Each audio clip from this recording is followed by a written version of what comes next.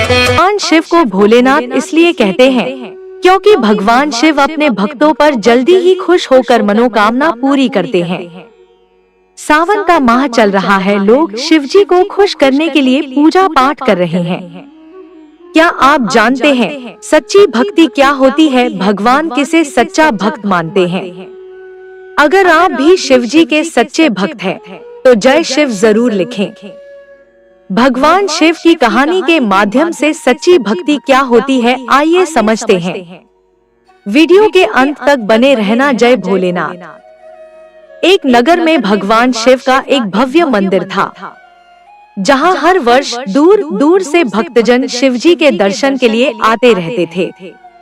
श्रावण का महीना था। दूर दूर से कावड़िए कावड़ लेकर भगवान शिव को जलाभिषेक करने आए हुए थे। मंदिर का परिसर भक्तों की भीड़ से भरा हुआ था। तभी अचानक आकाश में बिजलियां हुई और सोने का एक थाल उतरा। उसी के साथ एक भविष्यवाणी हुई कि जो कोई भगवान शंकर का सच्चा भक्त और प्रेमी होगा, उसी को यह थाल मिलेगा। मंदिर के परिसर में उपस्थित सभी लोगों ने यह भविष्यवाणी सुनी। धीरे धीरे सभी इकट्ठे हो गए। जो लोग मंदिर की व्यवस्था देखते थे, उन्हें तो पूरा विश्वास था कि यह थाल हमें मिलेगा, इसलिए वे सबसे आगे जाकर खड़े हो गए।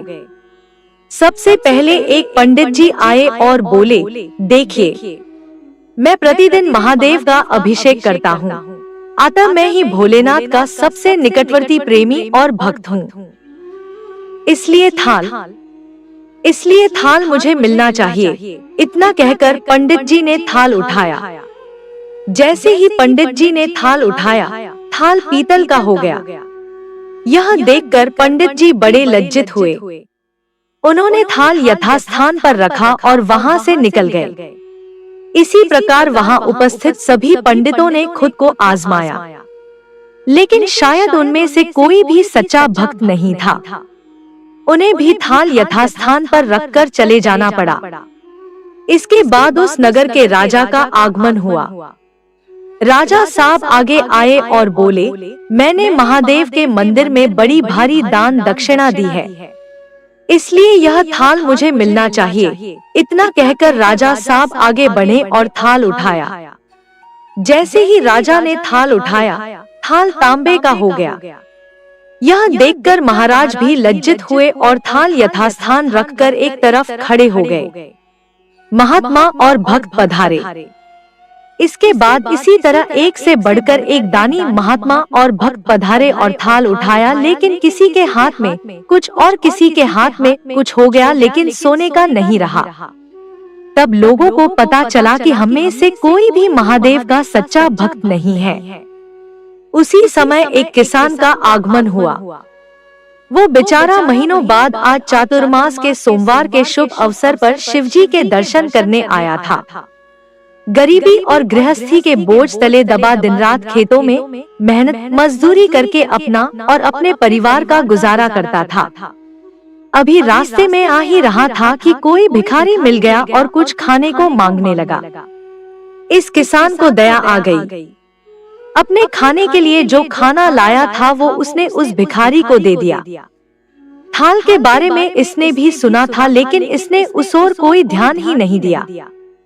सीधा मंदिर में गया और महादेव का पूजन करके बाहर आ गया। परिक्रमा करके जाने को हुआ, तभी पीछे से एक व्यक्ति बोला, भाई, तुम भी थाल को उठाकर देख लो, हो सकता है तुम ही वह सच्चे भक्त हो जिसके लिए यह थाल आया है। किसान को लगा वह व्यक्ति उसका मजाक बना रहा है। किसान ने हंसते हुए कहा, भाई, मैं तो कभी कोई पूजा पाठ भी नहीं करता, महीनों ने एकाध बार मंदिर आ पाता हूँ, मैं कायका का सच्चा भक्त। वह अजनबी बोला, भाई, हम तो देख चुके हैं, हमारी भक्ति तो 2 कौड़ी की भी नहीं है। अब तुम भी अपना हाथ लगाकर देख लो। सोने का थाल मिले न मिले, किंतु पता चल जाएगा कि तुम्हारी भक्ति में कितनी सच्चाई है। लोगों के बहुत आग्रह करने पर आखिर उस भोले भाले किसान ने जाकर थाल उठा ही लिया। जैसे ही उसने थाल उठाया, लोगों के आश्चर्य का ठिकाना नहीं रहा। सोने का थाल रोशनी से चमचमाने लगा। यह देख सब लोगों में खुशियों की लहर दौड़ गई।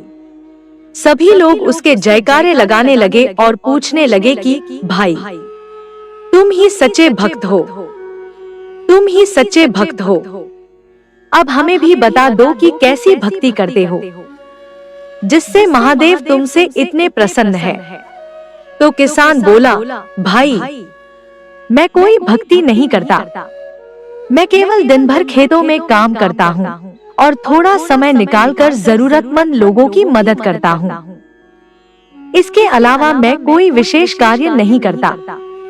लोग पूछने लगे, तुम लोगों की मदद क्यों करते हो? हंसते हुए किसान बोला, सुकून। दूसरों के चेहरे पर मुस्कान देखकर मुझे जो आनंद और खुशी होती है, उसे मैं शब्दों में बयां नहीं कर सकता। शायद यही कारण है कि महादेव मुझसे खुश है। इसलिए हमेशा याद रखें, सत्कर्म का आरंभ भी आनंद से होता है और अंत भी आनंददायक होता है। दुष्कर्म का आरंभ भी दुख से होता है और अंत भी दुखदायक होता है।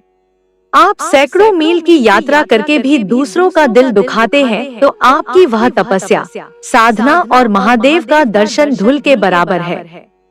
धार्मिक कहानियाँ और कथा सुनने के लिए चैनल को सब्सक्राइब करें और पसंद आए तो लाइक करें।